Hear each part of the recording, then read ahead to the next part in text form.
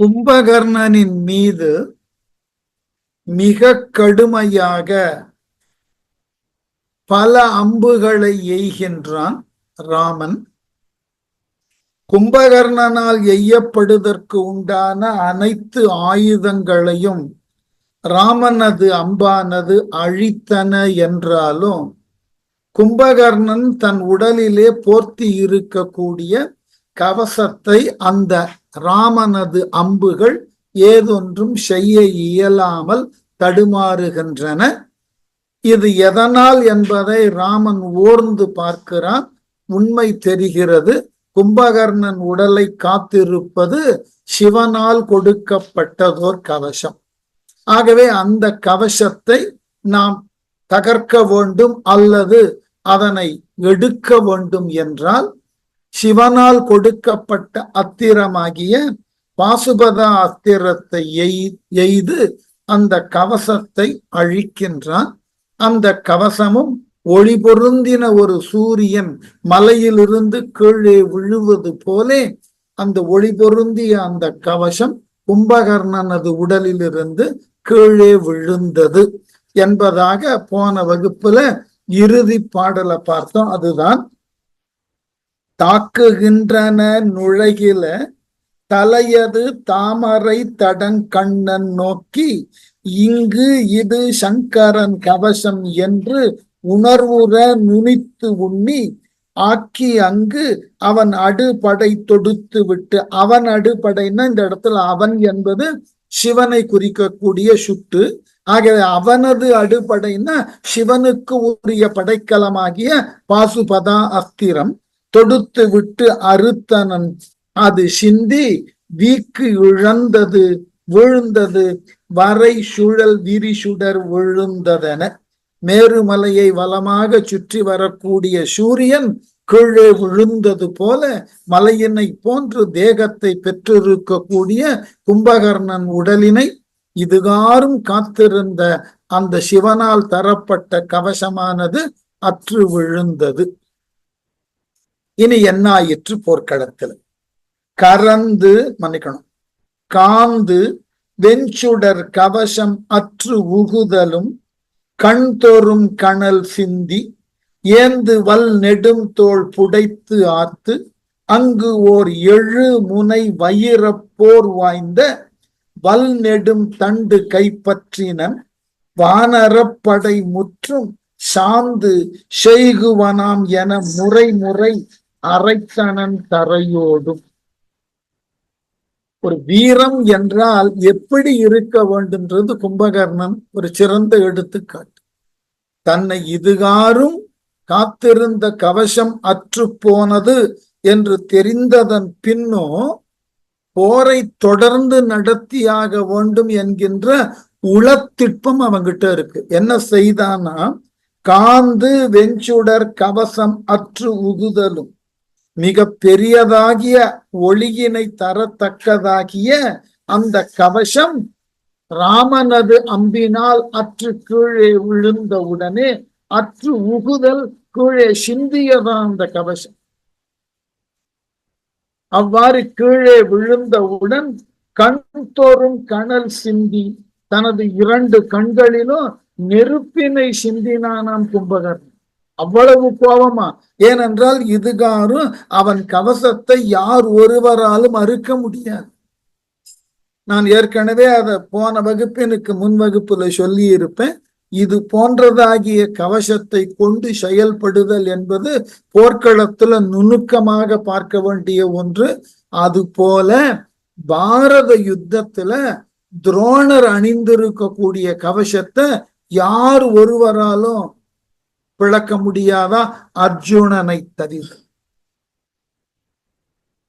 அந்த அளவினுக்கு அதனுடைய இணைப்புகள் பூட்டுகள் எங்கு இணைக்கப்பட்டிருக்கும் என்பதே தெரியாது.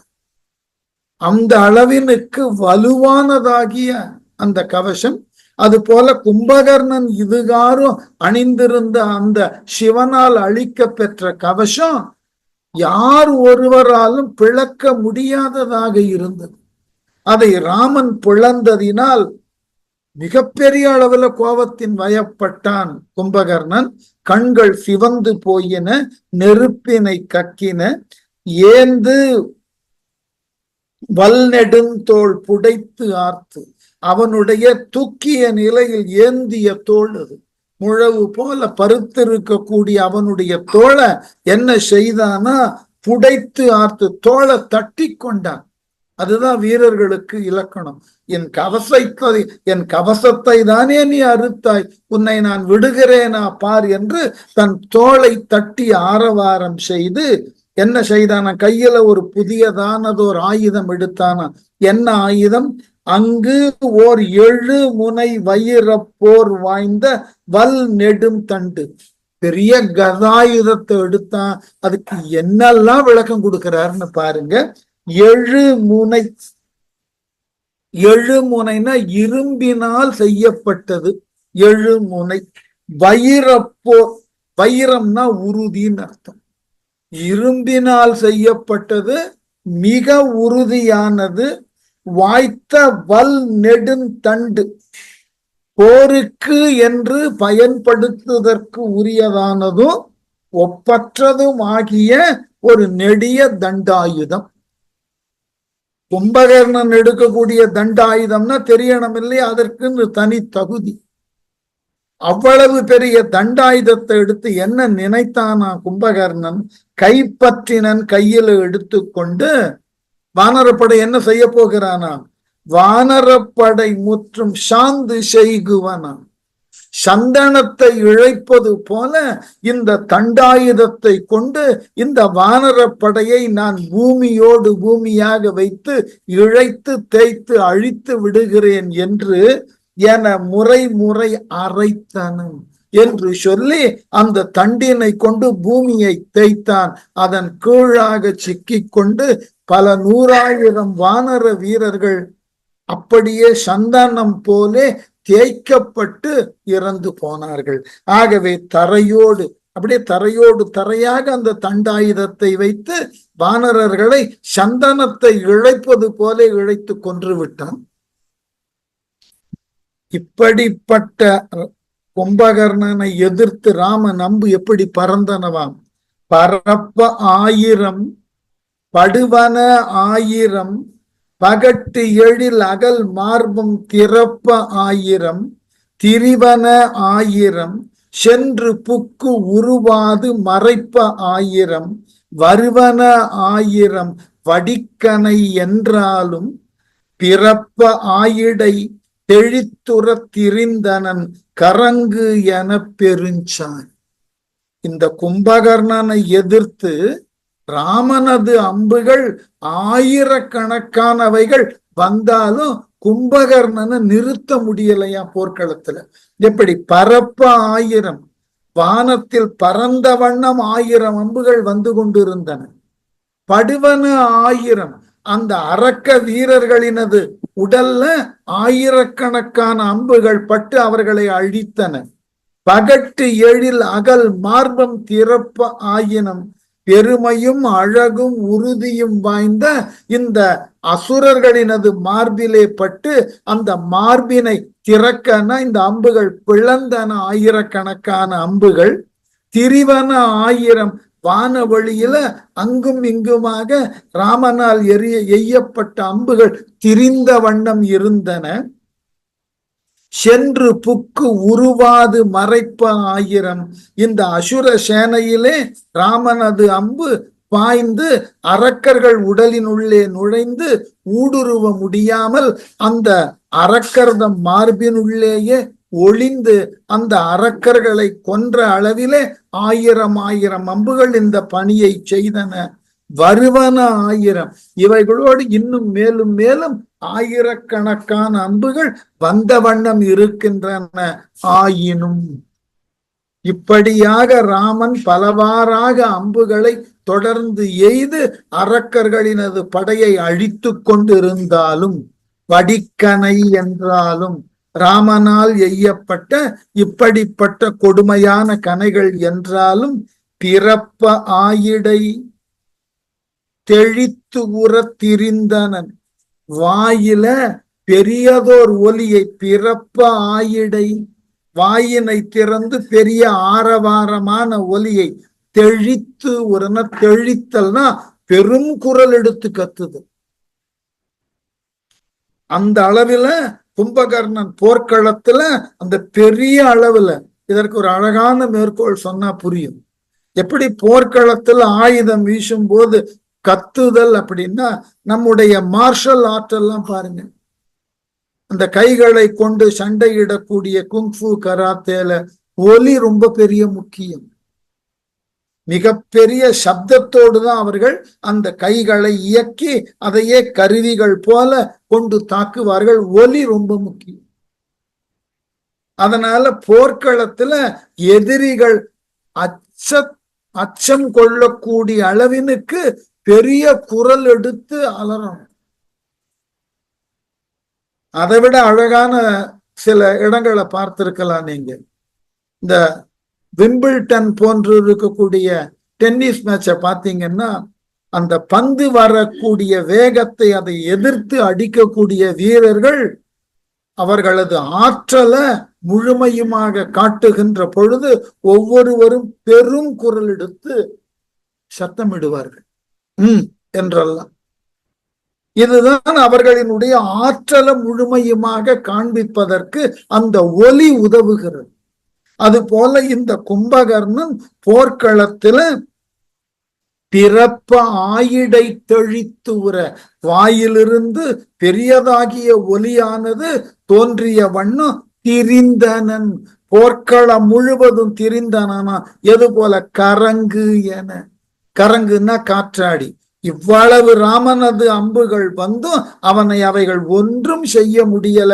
இவன் காற்றாடி போல பெரும் குரல் எடுத்து அந்த வானர படைகளுக்கு ஊடாக திரிந்து திரிந்து பெரும் ஷாரி, பெரும் ஷாரின்னாக்க வலது ஷாரி, இடது வலப்பக்கமாக செல்லுதல், இடப்பக்கமாக செல்லுதல், நேராக செல்லுதல் ஷாரின்னு பேர் போர்க்களத்தில். அவ்வாறு நீங்க நடன உலகத்துல இருக்கிறவர்கள் பார்த்திருக்கலாம், பூச்சாரி ஆகாசிக்கு சாரின்னு அந்த செல்லும் முறை அது. அதனால அவ்வாறு போர்க்களம் முழுவதும் வியாபித்திருந்தான். காற்றாடியை போலே கும்பகர்ணன் தன்னுடைய கையில் உள்ள உலக்கையினாலே வானர வீரர்களை சந்தனம் தைப்பது போலே தேய்த்து தேய்த்து அழித்து கொன்ற வண்ணம் இருந்தான். அவனை ஏதாயிலும் ஒரு விதத்துல தடுக்கணும். என்ன செய்தான் ராமன்?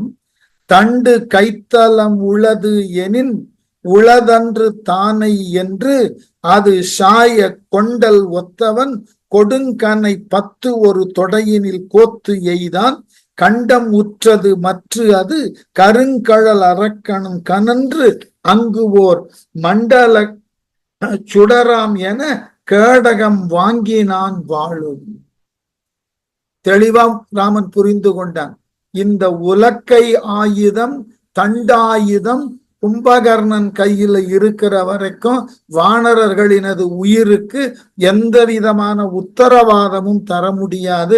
முதல்ல இந்த ஆயுதத்தை கும்பகர்ணன் கையிலிருந்து நீக்க வேண்டும். என்ன செய்தானாம்?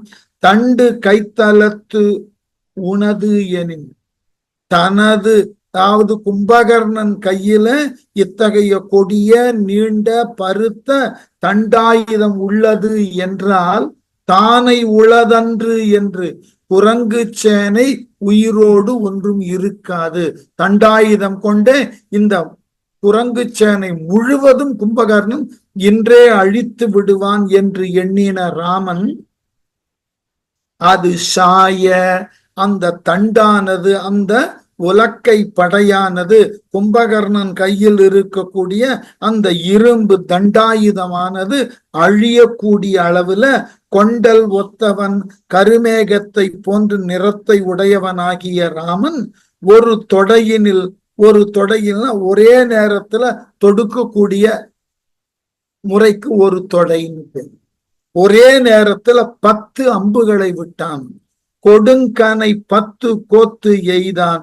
கொடிய அம்புகள் 10 ஒன்றாக வைத்து கும்பகர்ணனை நோக்கி அவன் கையில் இருந்த தண்டாயுதத்தை நோக்கி எய்தான். மற்ற அது கண்டம் உற்றது. அதனால் அந்த தண்டாயுதம் துண்டு துண்டாக ராமபாணத்தினால் அறுபட்டு கீழே விழுந்தது. இதனால் கோபம் கொண்ட கும்பகர்ணன் கருங்கழல் அரக்கனும் கரிய இரும்பு கழலை அணிந்தவனாகிய கும்பகர்ணனும் கனன்று பெருமளவிலே கோபம் கொண்டு ஆங்கு அந்த நேரத்துல ஓர் மண்டல சுடராம் என வாழொடும் கேடகம் வாங்கினான். இந்த பூமியில் ஒப்பற்ற ஒளியை தரத்தக்க சூரியனை போன்று வட்ட வடிவமானதும் பெரியதும் பிரகாசமானதுமாகிய ஒரு கேடகத்தை கையில் எடுத்தான். அதனோடு ஒரு பெரியதோர் வாளையும் கையில் கொண்டான். எப்பொழுது வாளோடும் கேடகத்தோடும் வானரர்களை வெட்டி சாய்க்க கும்பகர்ணன் முன் வருகிறான். வேறு வழி இல்லை ராமனுக்கு. வாள் எடுத்தலும் வானர வீரர்கள் மருகினர், வழிதோறும் தாளெடுத்தனர் சமழ்த்தனர், வானவர் தலையெடுத்திலர் தாழ்ந்தார், கோள் எடுத்தது மீள என்று உரைத்தலும் கொற்றவன் குன்று ஒத்த தோல் எடுத்தது துணித்தி என்று ஒரு சரம் துறந்தனன் சுரர் வாழ்த்த. வாள் எடுத்தலும் கும்பகர்ணன் வாளையும் கேடகத்தையும் கையில எடுத்த உடனே வானர வீரர்கள் மருகினர். குரங்கு படையில இருக்கக்கூடிய அத்துணை வீரர்களும் மனமானது கலங்கி போனார். இந்த வாளோடு இந்த அரக்கன் இந்த குரங்கு படையை முற்றிலுமாக அழித்து விடுவானே என்று மனம் கலங்கினார்கள், மருகினார்கள். வழிதோறும் தாள் எடுத்தனர். வந்த வழி எதுன்னு தெரியாம ஒவ்வொரு வானர வீரனும் தங்கள் உயிரை காப்பாற்றிக் கொள்ள தடுமாறி ஓட ஆரம்பித்தார்களாம். வானவர் சமர்த்தனர் தலையெடுத்திலர் தாழ்ந்தார். தேவர்கள் போர்க்களத்தை பார்த்து கொண்டிருந்தவர்கள் தலை தூக்க முடியாமல் தலையை தொங்க வைத்துக் கொண்டார்கள். இவ்வாறு தோல்வியானது நமக்கு வந்து கொண்டே இருக்கிறது. கும்பகர்ணன் மேலும் மேலும் பல புதிய ஆயுதங்களை கொண்டு வானரர்களை அழித்து கொண்டே வருகிறானே என்று வானத்துல இந்த போரை ஆர்வத்தோடு பார்த்து கொண்டிருந்த தேவர்கள் எல்லாம் அச்சத்தினால் தலை கவிழ்ந்தார்கள். கோள் எடுத்து மீள உயிர் கொலையானது, உயிரானது அந்த ஆயுதத்தினால் அழிக்கப்படுவதிலிருந்து தவிர்க்க என்று உரைத்தலும் என்று துணைவர்கள் சொல்ல ராமன் கிட்ட சொல்றா. இந்த வாளையும் கேடகத்தையும் கொண்டு இந்த கும்பகர்ணன் வந்து கொண்டிருக்கிறான், அவன் பலரை அழிக்கிறான், அவனை எவ்வாறாகிலும் நீ தடுத்து நிறுத்து என்று சொன்ன உடனே கொற்றவன் வெற்றிக்கு உரியவனாகிய ராமன் எடுத்தது வாளை எடுத்தான குன்று ஒத்த தோல் துணித்தி என்று குன்று போன்று பருத்திருக்கக்கூடிய வாளினை பருத்த தோல், அதுல கையில வாளை வைத்திருக்கக்கூடிய அந்த கையினை ஒரு சரம் சுரர் வாழ்த்த துறந்தனன். ஒப்பற்ற ஒரு அம்பினை செலுத்தினான். என்னவென்று இந்த வாளினை கை கொண்டுள்ள முழவு போல் பருத்திருக்கக்கூடிய இந்த கும்பகர்ணனது தோளை அறுத்து விடுன்னு அம்பை செலுத்தினான். சென்ற அம்பு கும்பகர்ணனது கையை அறுத்தது, ஒரு கையைதான் அறுத்தது. அலக்கன் உற்றது தீவினை நல்வினை ஆர்த்து எழுந்தது, வேர்த்து கலக்கமுற்றனர் ராக்கதர் காலவெம் கருங்கடல் திரை போலும் வலக்கை அற்றது, வாழொடும் கோளுடை வான மாமதி போலும் இலக்கை அற்றது, இவ் இலங்கைக்கும் ராவணன் தனக்கும் என்று எழுந்து ஓடி. யாரும் எதிர்பார்க்கல. கும்பகர்ணனுக்கு இப்படிப்பட்டதோர் நிலை ஏற்படும் எதிர்பார்க்கல. தீவினை அலக்கனுற்றது, தனக்கு உதவும் கும்பகர்ணன் கை அறப்போவதால் தீவினை துன்பம் அடைந்தார். ராவணன் என்கின்ற தீயவனுக்கு உதவி செய்து தீவினையையே வளர்த்து கொண்டு இருக்கக்கூடிய இந்த ராவணாதியர்களின் சிறந்த வீரனாகிய கும்பகர்ணனது கையானது அறுபட்டதினால் தீவினை அறுபட்டதா, அது துன்பம் அடைந்ததா. நல்வினை ஆர்த்து எழுந்தது, நல்ல வினைகள் ஆரவாரத்தினை செய்து மகிழ்ச்சியால் பேரொளி எழுப்பியது. கால வெங்கருங்கடல் திரை போலும் யுக முடிவிலே தோன்றக்கூடிய பெரியதோர் அலைகளை கொண்டுள்ள கருங்கடலின் அலையை போன்று வலக்கையானது, வலக்கை அவனுடைய வலக்கையானது கோளுடை வான மாமதி போலும் வாளொடும் மற்றது ராகுவினால் பற்றப்பட்டு குறைபடுதலை உடைய வானத்தின் நிலவு போன்று வாளோடு அறுபட்டு விழும். இந்த நிலவை எவ்வாறு ராகு என்ற பாம்பு விழுங்குமோ அது போல ராமனுடைய அம்பு மிக வேகமாக வந்து கும்பகர்ணனது வலக்கையை அறுத்து தள்ளியது. இலங்கைக்கும் ராவணன் தனக்கும், அதனால் இலங்கை பெருநகருக்கும் ராவணனுக்கும் இலக்கை அற்றது பாதுகாவல் நீங்கியது. கும்பகர்ணன் என்கின்ற பெரியதோர் பாதுகாப்பு நீங்க பெற்றது என்று எழுந்து ஓடி என்று சொல்லிக்கொண்டு அஞ்சிய அரக்க வீரர்கள் வேர்த்து கலக்கமுற்றனர். அரக்கர்கள் உடல் வியர்த்து மனம் கலங்கினார்கள்.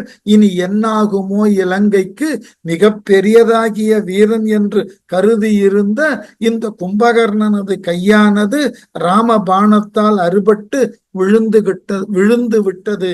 இனி இலங்கைக்கு என்ன ஆகும்? இலங்கையினுடைய பெரிய பாதுகாப்பாக இருந்த கும்பகர்ணன் கை அறுபட்டு விட்டது. இனி என்ன செய்ய போகிறோம் என்று வானவர்கள் தத்தளித்தார்கள், தடுமாறினார்கள். மற்றும் வீரர்கள் உளர் எனக்கு அழிது யாரோ மரத்தொழில் இவன் மாடு பெற்று நீங்கினர் ஆம் எனின் அல்லது பேர் எழில் தோளொடும் அற்று விழுந்த கை அறாத வெங்கையினால் எடுத்து அவன் ஆர்த்து ஓடி எற்ற வீழ்ந்தன எயிறு இழித்து ஓடின வானர குலம் எலாம்.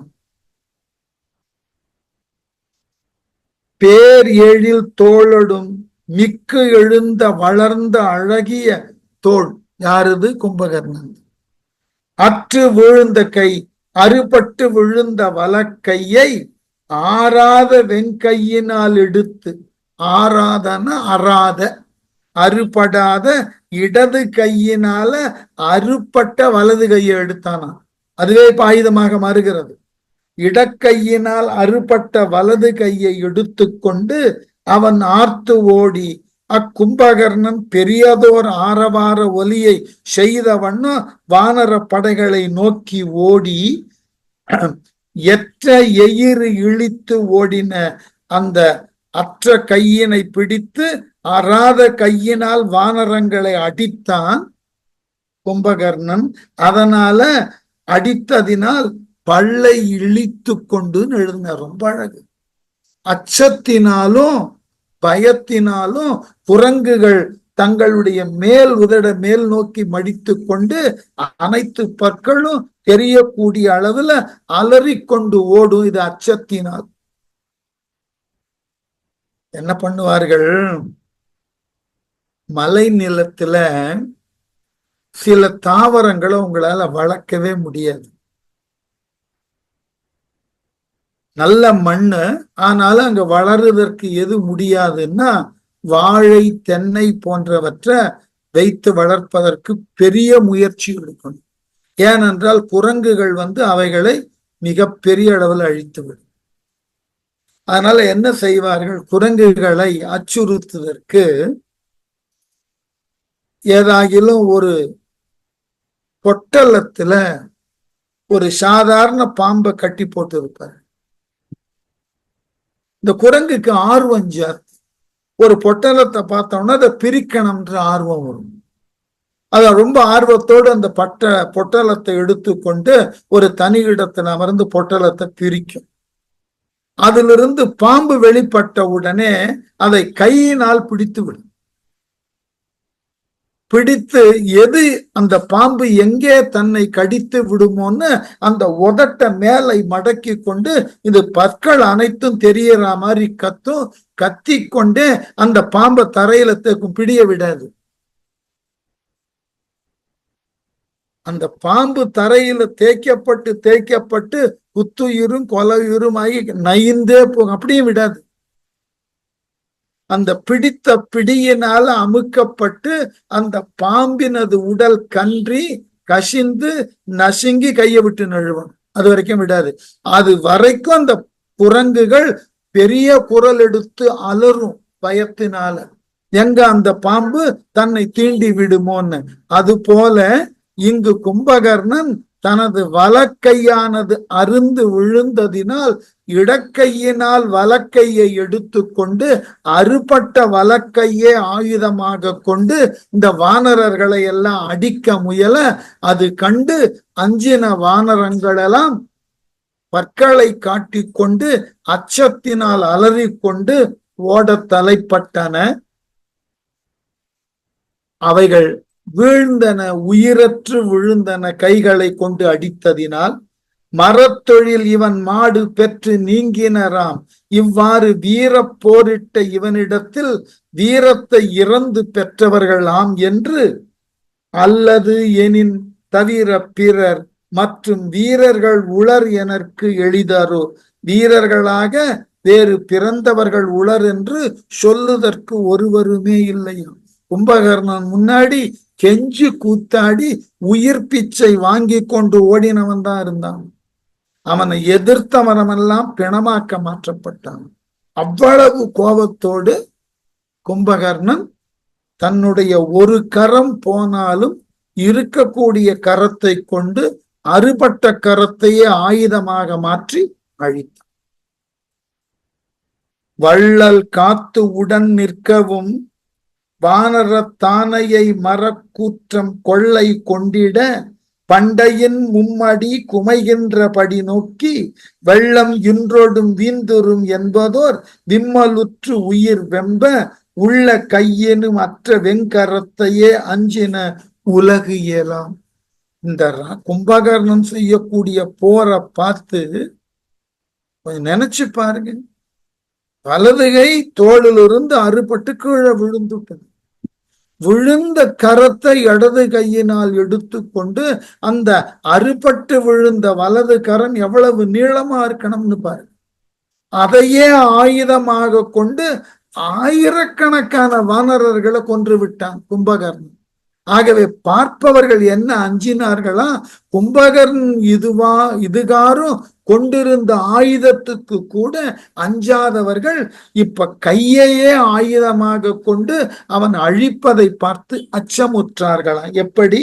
வள்ளல் காத்து உடன் நிற்கவும், வள்ளல் தன்மையை உடைய ராமபிரான் என்னதான் முயன்று அந்த வானரப்படையை காத்து நின்றாலும் வானரத்தானையை குரங்குகளினது படைப்பெருக்கை மரக்கூற்றம் கொள்ளை கொண்டிட வலிமை உடைய யமனானவன் உண்ணும்படி. கும்பகர்ணன் யமனை போல ராமனுடைய பாதுகாப்பெல்லாம் அங்கு அர்த்தமற்று போயிற்று. பெருமளவுல வானர்களை கொன்று குவிக்க தலைப்பட்டான். ஆகவே கொள்ளும்படி பண்டையின் மும்மடி குமைகின்றபடி நோக்கி முன்பு அழித்ததை காட்டிலும் 3 மடங்கு சேர்ந்து அழிப்பது போல அழிக்க ஆரம்பிச்சான்.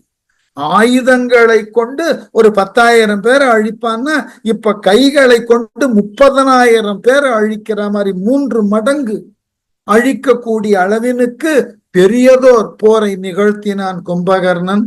உலகு எல்லாம் இதை பார்த்து கொண்டிருந்த அனைத்து உலக வீரர்களும் வெள்ளம் இன்றோடும் வீந்துரும் என்பதோர் விம்மலுற்று குரங்குகளினது வெள்ளம் ஆகிய அந்த பெரும் கூட்டம் இன்றே அழிந்துவிட போகிறது என்று பார்த்தவர்களெல்லாம் துன்பமுற்றார்களா.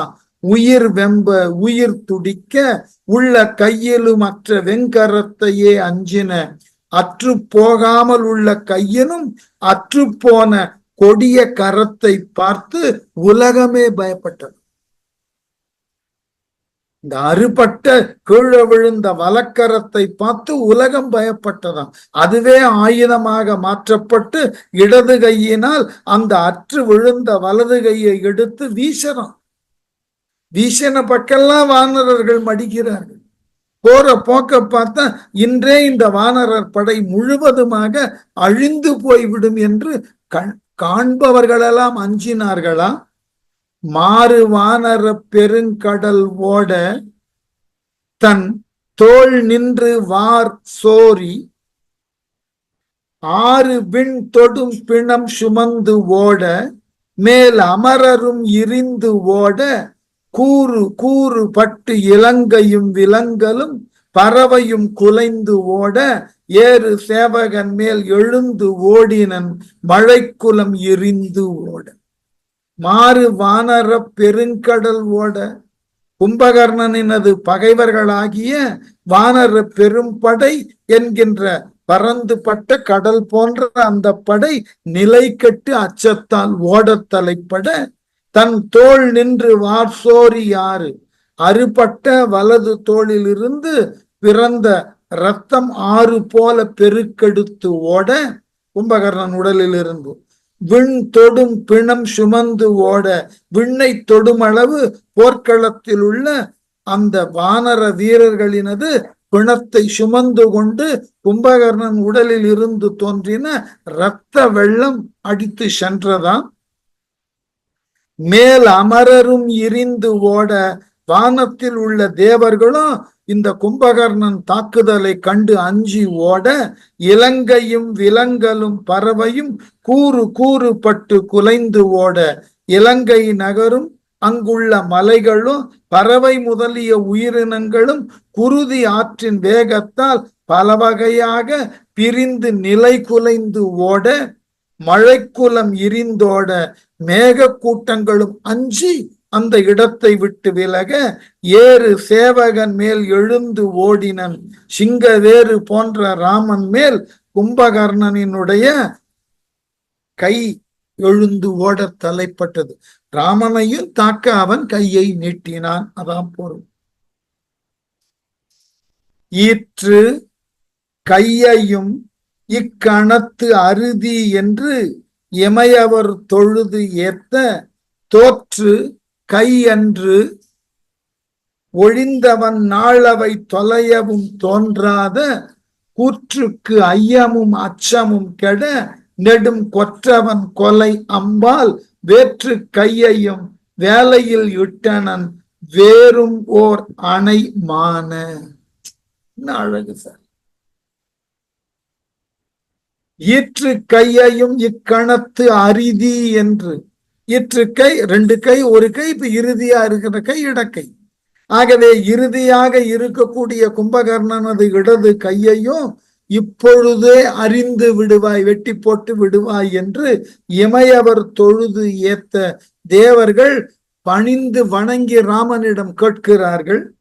தோற்று கையகன்று ஒழிந்தவன் ராமனுக்கு முன் வலி தோற்று வலக்கையை இழந்தவனாகிய கும்பகர்ணனுடைய நாள் அவை தொலையவும் வாழ்நாள் அழியக்கூடிய அளவினுக்கு மரணமானது வரக்கூடிய அளவினுக்கு தோன்றாத கூற்றுக்கு ஐயமும் அச்சமும் கெட இதுவரை அரக்கர் முன்னே தோன்றுதற்கு பயந்து கொண்டிருந்த யமனினுடைய பயமோ சந்தேகமோ ஒரே நிலையில அழிக்க போகக்கூடிய அளவுல யமனுக்கு இதுவரைக்கும் அரக்கர்கள் உயிர் எடுக்கிற பயமா அந்த பயம் போச்சான். அரக்கர்கள் உயிரை நம்மால் எடுக்க முடியுமான்னு இதுவரைக்கும் ஐயப்பட்டு கொண்டுதான் இந்த ஐயமும் போச்சான். ஆகவே ஐயமும் அச்சமும் கெட நெடும் கொற்றவன் கொலை அம்பால் நெடிய புகழக்கூடிய உரியவனும் மன்னனாகிய ராமனும் அவனினது கொடுமையான அம்பு ஒன்று வேற்று கையையும் வேலையின் இட்டனன் மற்றொரு கையையும் ராமனது கொடிய அம்பு அறுத்து கடலிலே சென்று போட்டது. எது போலவா வேறும் ஓர் அணைமான. அணைமானன்னா வேறு ஒரு அணை என்று தோன்றுமாறு. கடல்ல ஏற்கனவே ஒரு பாலம் இருக்கு இல்லையா, இந்த ரெண்டு கையும் விழுந்த வேகத்துல கடல்ல இன்னும் ஒரு புதியதான பாலம் கட்டப்பட்டது போல கை விழுந்ததாம். இப்ப எவ்வளவு நீளமான எவ்வளவு பருத்த கைகளாக இருக்கும். ஏற்கனவே கட்டின சேது பந்தனத்திற்கு இணையாக மற்றொரு அணை போலே அந்த கைகள் கடலிலே சென்று வீழ்ந்தன. இனிமே கொஞ்சம் கவலை குறைஞ்சதுன்னு நினைச்சோம். கும்பகர்ணன் அப்பொழுது நிக்கல. சந்திர பெரும் தூணோடும் சார்த்தியது, அதில் ஒன்றும் தவறு ஆகாது. அந்தரத்தவர் அலைகடல் அமுது எழக் கடைந்து உறும் அந்நாளில் சுந்தர தடந்தோள் வளை மாசுணம் சுற்றிய தொழில் காட்ட மந்தரத்தையும் கடுத்தது மற்ற அவன் மணி அணி வயிறுத்தோள். என்ன ஒரு வீரனுடைய ஒவ்வொரு அணுவையும் கம்பன் ரசிக்கிறான். சுந்தர தடம் தோள் வளை, அழகிய பெரிய தோளிலே அணிந்த வளையானது, ரெண்டு கையும் அறுபட்டு போயிற்று. தோல்ல வாக்கு வளையம்னு சொல்லக்கூடிய தோல் வளை அணிந்திருக்கிறான் கும்பகர்ணன். மாசுணம் சுற்றிய தொழில் காட்ட, பழைய காலத்துல பார்க்கடலை கடைந்த பொழுது மேருமலையை சுற்றி வாசுகி என்ற பாம்பு, மாசுணம்னா பாம்பு, வாசுகி என்ற பாம்பு கயிறு போல செயல்பட்டதல்லவா, அது போல இந்த அழகான தோள்கள் ரெண்டு கையும் இழந்த நிலையில அந்த தோளின் மீது அணியப்பட்ட வாகு வலயம் என்கின்ற அணி பண்டொரு காலத்துல மந்தரமலையை சுற்றி கட்டப்பட்ட வாசுகி பாம்பு போல இருந்ததாம். அப்போ கும்பகர்ணனது தோள் மேருமலையை போல பருத்து ஆழங்கால் பட்டதாக இருக்க, அதை சுற்றி வந்த வாகு வலயம் வாசுகி என்ற பாம்பு போல காட்சியளித்ததாம். மற்ற அவன் மணி அணி வைரத்தோள், அந்த கும்பகர்ணனினது மணி பதித்த அணிகலன்களை அணிந்த அழகான உறுதி வாய்ந்த தோள்கள் சந்திர பெரும் தூணோடும் சார்த்தியது. சந்திரனாகிய பெரிய தூணோடும் சார்த்தியது, அவ்வளவு உயர்ந்த தோளாம். சந்திர மண்டலத்துல சார்த்தி வைக்கப்பட்ட தூண் போல காட்சி அளித்ததா அவனது தோள். அதில் ஒன்றும் தவறு ஆகாது, கடைகின்ற அந்த மத்தின் தன்மையில் குறைவு படாமல். அந்தரத்தவர் அலைகடல் அமுது எழ, தேவர்கள் அலைகளை உடைய பார்க்கடலில் இருந்து அமுது தோன்றுமாறு கடை உறும் அந்நாளில், அன்று மேருமலையை வாசுகி பாம்பு கொண்டு கடைந்த நாள்ல மந்தரத்தையும் கடுத்தது. அவனது தோள் மந்தரமலையை போல பருத்து உறுதியோடு இருந்தது. ரெண்டு தோள் போனாலும் வீரன் கும்பகர்ணன் வீரனாகவே காட்சியளி. சிவன வண்ண வான் கருங்கடல் கொடு வந்த செயலினும் செறி தாரை சுவன வண்ண வெண் சிறையுடை கடுவிசை முடுகிய தொழிலானும் அவனா அண்ணலது ஏவலின் இயற்றிய அமைவினும் அயில் வாழி உவன அண்ணலை ஒத்தது மந்தரம் ஒத்தது அவ் உயர் பொன் தோள். எதிரியை எப்படி பாராட்டுகிறாங்க, அதுதான் கம்பன்ட்ட நாம் பலமுறை சொல்றோம். அவதார புருஷனைத்தான் முன்னெடுக்கிறான் கம்பன், சந்தேகம் இல்லை. ஆனால் ராமனை எதிர்த்த வீரர்கள் உண்மையான வீரர்கள் என்பதை உலகுக்கு சொல்லணும். கும்பகர்ணனும் பின்னாடி இந்திரஜித்தன், அதன் பின் ராவணன், மீண்டும் அந்த இடங்களிலெல்லாம் இவர்கள் வீரர்கள் என்பதை அடிக்கொரு தரம் நிலைநிறுத்தி கொண்டே செல்லுவான். இந்த பார், தோல்ல ரெண்டு கையும் அற்ற நிலையில அவனது தோல் மேருமலையை போல் இருந்ததுன்னு பாராட்ட முடிகிறது. எப்படியா? சிவன வண்ண வான் கருங்கடல் கொடு வந்த செயலினும், தனக்குத்தானே ஒத்த நிறமுடைய அழகிய பெரிய கடலில் கொண்டு சேர்த்த செயலாலும். ஆறு கும்பகர்ணனது கைகளை கரிய நிறமுடைய ராமன் தன்னை போல் கருத்திருக்கக்கூடிய கடல்ல கொண்டு போய் கைய விழச் செய்தாலும், சரி தாரை சுவன வண்ண வெஞ்சிறை உடை கடுவிசை முடுகிய தொழிலானும் நெருங்கிய ஒளி தொகுதியாகிய பொன்னிறத்தை கொண்டதும் விரும்பத்தக்க சிறகுடன் மிக்க விரைவுடன் விரைந்து செல்லும் செயலாலும் அவன அண்ணலது ஏவலின் இயற்றிய அமைவினும் அவ்விடத்து ராமபிரானது கட்டளைப்படி தொழில் செய்த தன்மையினாலும் அயில் வாழி உவன அண்ணலை ஒத்தது. ராமபிரானது அம்பு கூறிய அலகை உடைய கருடனை போல் செயல்பட்டது. உயர் பொன்தோள் மந்தரம் ஒத்தது. அந்த கும்பகர்ணனினுடைய உயர்ந்த அழகிய தோள் மந்தர மலையை போல் காட்சி அளித்தது. ஆகவே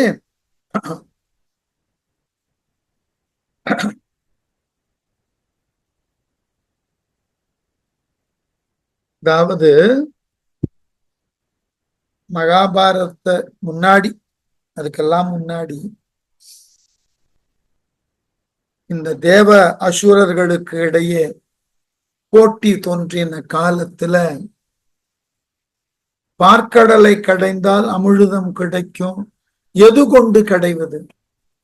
பார்க்கடலினுடைய பரப்பளவினுக்கும் ஆழத்தினுக்கும் பொருத்தமான ஒரு மத்து வேணும் இல்லையா? அந்த மத்து மந்தர மலைதான் முடிவு செய்து அந்த மந்தர மலையை எடுத்து வருவதற்கு திருமால் தன் கருடனை அனுப்பினதாக புராண குறிப்பு உண்டு. இலக்கியம் படிக்கும் போது நான் மீண்டும் மீண்டும் சொல்லுவது உண்டு, வாய்ப்பு கிடைக்கின்ற போதெல்லாம் நம்முடைய புராண இதிகாச மரபுகள்ல சொல்லப்பட்ட கிளை கதைகள், ஏனைய பிற கதாபாத்திரங்களின் செயல்பாடுகள், இவைகளையெல்லாம் ஓரளவாவது படித்து தெரிந்து கொள்ளவும். இவ்வாறு சொல்லப்பட்டதற்கு பின்புலமாக பல உண்மைகள் இருந்திருக்கு. நாம் அவைகளையெல்லாம் மெல்ல மெல்ல மெல்ல மறந்து கொண்டிருக்கிறோம்ன்றதுதான் கவலை. அவைகளுக்கெல்லாம் முக்கியத்துவம் கொடுக்கக்கூடிய அளவில் அவைகளை மீட்டுருவாக்கம் செய்யும். நம்ம புராணங்கள் எல்லாம் வெறும் கட்டுக்கதைகள் அல்ல. அன்றைய சூழல்ல ஏதேனும் ஒன்றை விளக்குவதற்காக ஒரு தொழில்நுட்பத்தையோ அல்லது ஒருவனது செயல்பாட்டையோ விளக்குவதற்காக சொல்லப்பட்டதாகிய கதைகள். அவைகள் வெறும் கற்பனை கதைகள் அன்று. பின்னாளில் சொல்லப்பட்டது போல கட்டுக்கதைகளும் அன்று. அவைகள் ஏதோ ஒரு காரணத்தினுக்காக ஏதோ ஒரு நுணுக்கமான பொருளை விளக்குவதற்காக உருவாக்கப்பட்ட கதைகள். அதை ஞாபகம் வச்சு. அதனால இந்த மந்தர மலையை மத்தாக கொள்ளலாம் என்று திட்டமிட அந்த மலையை கொணருவதற்கு கருடனை அனுப்பினதாக ஒரு புராண செய்தி உண்டு. அதனால இந்த கருடன் சென்று அந்த மலையை அணுகியது போல இந்த அழகான பொன் அணிகலனால் நிரம்ப பெற்ற அந்த கும்பகர்ணனது தோள் மலை போல் இருந்தது, மேருமலையை போல் இருந்தது. இந்த நிலையில கும்பகர்ணன் அங்கும் இங்குமாக நடந்து தன் கால்களுக்கு கீழாக பல வானர வீரர்களை மிதித்து கொல்ல தலைப்பட, அதனால் சினந்த ராமன் மீண்டும் அம்புகளை எய்து கும்பகர்ணனினது கால்களையும் வாங்குகிறான், கால்களையும் துணித்து விடுகிறான், வெட்டி விடுகிறான். அதான் அடுத்து பாரு. பழக்க நாள் வரும் மேருவை உள்ளுறத் தொலைத்து ஒரு பனை ஆக்கி வழக்கினால் உலகு அளந்தவன் அமைத்தது ஓர் வான் குனில் வலத்து ஏந்தி முழக்கினால் என முழங்கு பேர் ஆர்ப்பினான் வானர முன்னீரை உழக்கினான் தசை தோல் எலும்பு எனும் இவை குருதியோடு ஒன்றாக. பழக்க நாள் வரும் மேருவை, வழக்கமாக சூரியனை வலமாக சுற்றி வரக்கூடிய அளவினுக்கு உயர்ந்ததும் சிறந்ததுமாக இருக்கக்கூடிய மேருவை, மேருமலையை உள்ளூர தொலைத்து ஒரு பனையாக்கி உள்ளே பொருத்தி துளைத்து ஒரு முரசம் செய்து, பனைனா முரசம் செய்து, வழக்கினால் உலகு அளந்தவன், இந்த உலகையே தனது ஒரு அடியினால் அளந்தவனாகிய திருவிக்கிரமனாகிய நாராயணன் அமைத்தது ஓர் வானின் ஒரு மன்னிக்கணும் அமைத்தது ஒரு வான் குனில் வலத்து ஏந்தி, அந்த மேருமலையை குடைந்து முழவு போல ஆக்கி அந்த முழவை அடிப்பதற்கு ஒரு குறுந்தடி ஒன்றை வலக்கையில் ஏந்தி முழக்கினால் என முழங்கு பேர் ஆர்ப்பினான் அடித்து முழக்கியதை போல பேர் ஒலியை செய்தவனாகிய கும்பகர்ணன் தசை தோல் எலும்பு எனும் இவை குருதியோடு ஒன்றாக அவனது தசையும் தோலும் எலும்பும் இவை குருதியோடு சேர்ந்து ஒன்றும்படி வானர முன்னீரை உழக்கினான். வானர படையாகிய கடலை கால் கொண்டு கலக்கி. ரெண்டு கையும் போச்சு இல்லையா? அப்ப இந்த கால்கள் இன்னமும் அவனை தாங்கிக் கொண்டிருக்கின்றன. அவைகளை கொண்டு இந்த வானர படை என்ற கடலுக்கு நடுவுல புகுந்து கால்களினாலேயே மிதித்து கொன்றான். ஒரு படி வால்மீகி இன்னும் அழகா செய்வார். இவ்வாறு இவன் கால்களினால மிதித்து கொன்றதை பார்த்த உடனே ராமன் அடுத்து அம்புகளை எய்து காலை அறுத்தான். காலு கையும் போச்சு, இப்ப காலும் போச்சு. அப்ப போனதுக்கு அப்புறமாவது ஒழுங்கா இருக்கணும் இல்லையா? இல்லையா, காலும் போனதற்கு பிறகு அந்த வானர படையில இவன் உருண்டு புரண்டு தன் உடலால் பல வானர வீரர்களை கொன்றான்னு எழுதுவார். அதாவது இலக்கு எதிரிகளை அழிக்கணும். தனக்கு என்ன வந்தாலும் சரி, எதனை இழந்தாலும் சரி, ராவணன் இட்ட கட்டளை தன் உடல்ல இறுதி உயிர் மூச்சு இருக்கின்ற வரைக்கும் வானரங்களை அழிக்கணும். அதனால எழுதுறார் பாருங்க, நிலத்த கால் கனல் புனல் விசும்பு இவை முற்றும் நிருதனது உரு ஆகி கொலத்தகாதது ஓர் வடிவு கொண்டால் என உயிர்களை குடிப்பானை சலத்த காலனை தருகணர்க்கு அரசனை தருக்கினின் பெரியானை வலத்த காலையும் வடித்த வெங்கனையினால் தடிந்தனன் தனுவல்லா. எப்படியா? நிலத்த கால் கனல் புனல் விசும்பு இவை முற்றும். நிலத்தொடு காற்று நெருப்பு நீர் ஆகாயம் என்கின்ற 5 பூதங்களையும் நிருதனது உருவாகி அரக்கனது வடிவம் பெற்று கொலத்தகாதது ஓர் வடிவம் கொண்டாலென கொல்ல முடியாத ஒரு ஒப்பற்ற உருவை கொண்டது போல் பஞ்சபூதமும் ஒன்னா சேர்ந்து ஒரு உருவம் எடுத்தா எப்படி இருக்கும்? அது போல கும்பகர்ணன் உடல் இருந்ததாம். கொல்ல முடியாத உடலாக இருக்க உயிர்களை குடிப்பானை. அந்த உடலை கொண்டு கால்களை கொண்டு வானரர்களினது உயிரை குடிப்பவனாகிய சலத்த காலனை சினம் கொண்ட யமனை போன்ற கும்பகர்ணனை தருகணார்க்கு அரசனை அஞ்சாமை உடைய வீரர்களுக்கு எல்லாம் அரசன் போன்றவனை தருக்கினில் பெரியானை போர்க்களத்துல மிக்க ஆற்றலை காட்டக்கூடிய கும்பகர்ணனது பலத்த காலையும் வலது காலையும் வடித்த வெங்கனையினால் கூறிய கொடிய அம்பினால் தனுவல்லான் தடிந்தான். வில்லாற்றலிலே சிறந்தவனாகிய ராமன் வெட்டி போட்டான். கால் வலக்கால் போயிற்று.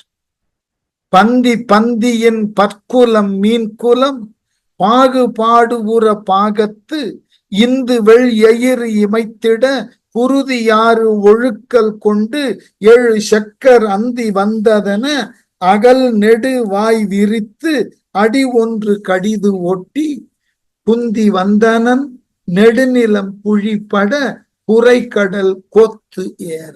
பாருங்க, அப்படி கால் போனாலும் நிக்கல. ஒரு வீரன் இயன்ற வரைக்கும் தன்னால் முயன்ற அளவுல போர்க்களத்துல அழிவு தந்தோம். முடிவுன்னு ஒண்ணு கிடையாது போர்க்களத்துக்கு. அந்த போர்க்களத்துல அது ஒரு தொடர் நிகழ்வு. பிற்காலத்துல ஒரு கவிதை கூட சொல்லுவார்கள், வாழ்க்கையே போர்க்களம் வாழ்ந்துதான் ஆகணும். போர்க்களம் மாறுமா? மாறும். போர்க்களம் மாறுமோ? போர்கள் தான் மாறும். போர்க்களங்கள் மாறும், ஆனால் போர் என்பது நடந்து கொண்டே இருக்கும். பன்மை காலத்துல கொடுமையான ஒரு போரை பார்த்து கொண்டு இருக்கிறோம். லெபனான் மீது இஸ்ரேல் தாக்குதல் நுணுக்கமாக ஏதோ சொல்லி வைத்தது போல இலக்குகளை மிகச்சரியான முறையில குறிபார்த்து தாக்குகிறது.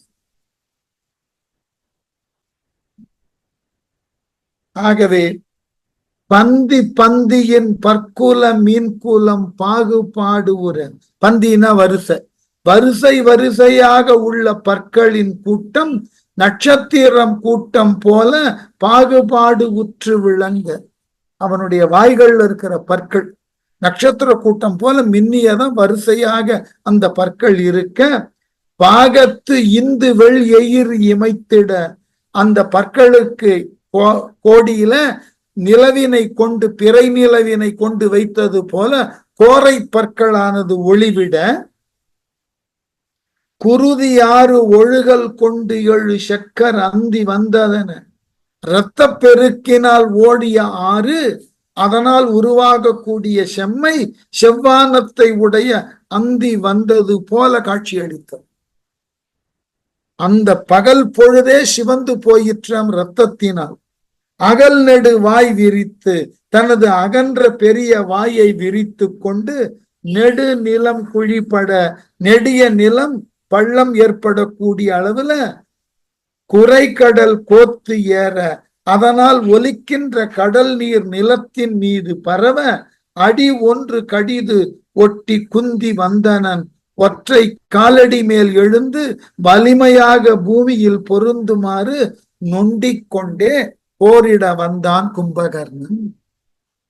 ஒத்த காலா இருக்கிறதுனால வச்சு அழுத்துல அந்த இடத்துல பெரிய பள்ளம் வந்து சேர்ந்ததா, அதுல கடல் நீர் வந்து புகுந்ததா. இப்ப இலங்கையில பல நீர்நிலைகள் அந்த போர்க்களம்.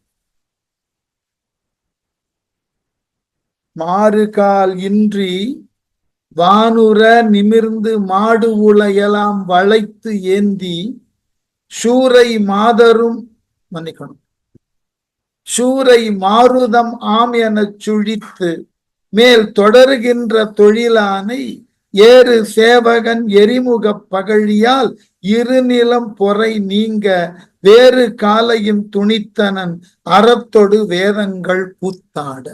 இரண்டாவது காலையும் வெட்டி போட்டான். எப்படியாம்? மாறு கால் இன்றி மற்றொரு கால் இல்லாமலும் வானுர நிமிர்ந்து வானத்தை முட்டக்கூடிய அளவிற்கு நிமிர்ந்து நின்ற கும்பகர்ணன் மாடு உளையெல்லாம் பக்கத்தில் உள்ளவைகளை எல்லாம் மாடுல வளைத்து ஏந்தி சூரை மாருதமாம் என, மாருதம் என்று சொல்லக்கூடிய காற்று சூறை காற்று போலே வருவது போல். சூறை காற்றுனா தெரியும், புயல் காற்று. இருக்கக்கூடியனவற்றையெல்லாம் சூறையாடி எடுத்து செல்லும் காற்று. சூறை மாருதமாம் என சுழித்து அவ்வளவு வேகமாக வந்து மேல் தொடர்கின்ற தொழிலானை போர்க்களத்துல தயங்காமல் மேலும் மேலும் கொல்லும் தொழிலை தொடர்ந்து செய்தற்கு உரியவனாகிய கும்பகர்ணனை ஏறு சேவகன் எரிமுக பகழியால், ஏறு சேவகன் ஆண் சிங்கம் போன்றவனாகிய ராமன் நெருப்பை நுனியில் கொண்ட கூறிய அம்பினால் இரு நிலம் பொறை நீங்க பெரிய நிலத்தின் பாரமானது போகக்கூடிய அளவிலே அறத்தொடு வேதங்கள் கூத்தாட, அறக்கடவுளும் வேதங்களும் மகிழ்ந்து பாராட்ட கூத்தாட வேறு காலையும் துணித்தனன் மற்றொரு காலையும் வெட்டி போகும். ரெண்டு கையும் போயிற்று, ரெண்டு கால்களும் போயின, கும்பகர்ணன் உடல் மட்டும் இருக்கு. கொஞ்சம் கற்பனை பண்ணிப்பாரு. இப்படியும் ஒரு வீரம் இருக்குமா? இவ்வளவு தெரியாத ஒரு அழிவு. ஒரு கை போன கை. இன்னைக்கு நவீன தொழில்நுட்பம், அதனால நமக்கு தெரியல. அன்று கைகளை மட்டுமே கொண்டு போராட வேண்டிய காலகட்டம். கைகளை கொண்டு ஆயுதங்களை இயக்க வேண்டிய காலகட்டம். அப்படிப்பட்ட சூழல்ல இரண்டு கைகளையும் இழந்து, இரண்டு கால்களையும் இழந்து, வெற்று உடல் அந்த போர்க்களத்துல நிற்கிறது. அதுவே அச்சம் தரக்கூடிய அளவுல நிற்கிறதா. கை இரண்டோடு கால்களும் துணிந்தன கருவறை பொரு மன்னிக்கணும் கருவறை பொருவும் தன் மெய் 200,000 பகழியால் வெறிந்துர தொலை போய செய்ய கண் பொறி தீச்சிகை 2 மடி சிறந்தன தெழிப்போடும் வையம் வானிடை மழையினும் பெருத்தது வளர்ந்தது பெரும் சீற்றம். எப்படி? கையிரண்டொடு கால்களும் துணிந்தன. 2 கைகளும் 2 கால்களும் துண்டு பட்டதன் பின்னோ கருவறை பொருவும் தன்மை தன்னுடைய பெரிய மலையை ஒத்த உடலை கொண்டு 200,000 பகழியால் 200,000 அம்புகளால் வெறிந்துர தொலை போய முதுகு வரை மிகுதியாக துளைத்து கொண்டே சென்றதா ராமனது அம்புகள். 2000 அம்பு, 200,000 அம்புகள், 2 லட்சம் அம்பு. சிவந்த கண்ணில் இருந்த நெருப்பு அனல் 2 மடி சிறந்தன. 2 மடங்கு அதிகமாக கோபத்தினால் கும்பகர்ணனது கண்கள் சிவந்து பெரும் சீற்றம் மிக்க பெரிய கோபத்தோடு தெழிப்பொடும் பேர் ஒலியை எழுப்பிக் கொண்டு வையம் வானிடை மழையினும் பெருத்தது வளர்ந்தது. நில உலகில் வானத்திடையில் தோன்றும் இடி போல மிக்க வளர்ந்து அப்படி கர்ஜனை பண்ணும், அப்படி ஆரவாரம் செய்தான். என்ன செய்தானா? கை கால் தானே போச்சு, தலை இருக்குல்ல, வாய் இருக்குல்ல, பக்கத்துல இருந்த மலைகளை எல்லாம் வாயினால கவ்வி வானரர்கள் மீது உமிழ்ந்தான். எப்படியா? பாதம் கைகளோடு இழந்தனன் படியிடை இருந்து தன் பகு வாயால் காதம் நீளிய மலைகளை கடித்து இருத்து எடுத்து வெங்கனல் பொங்கி மீது மீது தன் அகத்து எழு காற்றினால் விஷயொடும் திசை செல்ல ஊத ஊதப்பட்டு உலந்தன வானரம் உருமின் வீழ் உயிர். என்ன வேகம் பாருங்க! பாதம் கைகளோடு இழந்தனன், கைகளையும் கால்களையும் இழந்தவனாகிய இந்த கும்பகர்ணன் வெங்கனல் பொங்கி மிகுதியான கோபத்தினுக்கு உள்ளாகி படியிடை இருந்து, படினா பூமி, பூமியின் மீது இருக்கக்கூடிய தன் பகு வாயால் தனது பிளந்த பெரிய வாயினால் காதம் நீளிய மலைகளை, எப்படியா? காத அளவு நீண்ட மலைகள். 2 காது இங்க இருக்கு, வாய் அப்படி அகண்ட வாய். அந்த காத அளவுக்கு அதை தூக்க முடியும் பல்லால கடித்து. வாயே பெருசு, அவனால பல்லால் கடித்து தூக்கப்பட்டது கற்கள் இல்ல, மலையே. அவ்வளவு பெரிய வாய் அவனுக்கு.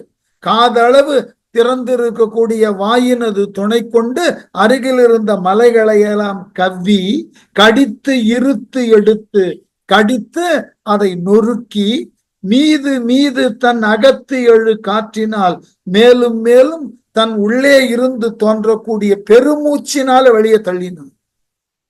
காற்றின் விசையினால் அந்த கற்கள் மிக வேகமாக வந்து வானரங்களின் மீது விழுந்தனவா. விசை கொடு திசை செல்ல, விரைவு கொண்டு எல்லா திசைகளிலும் அந்த கற்கள் சிதற ஊத ஊதப்பட்டு ஊதும் தோறும் அந்த கற்கள் பல பேர் மீது விழுந்து வானரம் உருமின் வீழ் உயிர் என உலர்ந்தன. குரங்கு படைகள், உரும்னா இடி, இடியினால் தாக்கப்பட்டது போல் வானரங்களின் மீது இந்த கற்கள் விழ வானரங்கள் இறந்த வண்ணம் இருந்தன. கையும் போயும் காலும் போயும் பற்களால் வாயால் எதிரிகளை கொல்ல தலைப்பட்டான். இதோடு நிற்கட்டும். அதற்கப்புறம் இந்த போர்க்களத்துல கும்பகர்ணன் உண்மையை உணர்ந்து ராமனிடம் வேண்டுவதாக வரக்கூடிய பாடல். அந்த பாடல் முடிந்ததற்கு அப்புறம் ராமன் கும்பகர்ணனை மாய்க்கின்றான். அது அடுத்த வகுப்புல முழுமையுமாக பார்ப்போம்.